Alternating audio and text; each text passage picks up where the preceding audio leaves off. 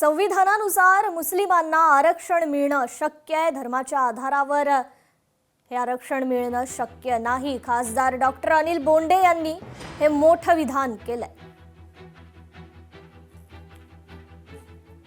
मुस्लिमांना 5% आरक्षण देणं हे वांशिक भेदभावाचं प्रतीक होतं.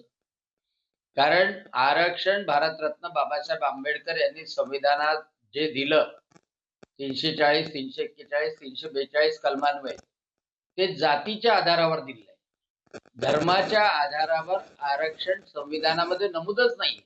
कोर्टात जरी गेले तरी हे टिकू शकणार नाही आणि मुस्लिमांना धर्माच्या आधारावर आरक्षण मिळणं कधीही शक्य नाही संविधानानुसार.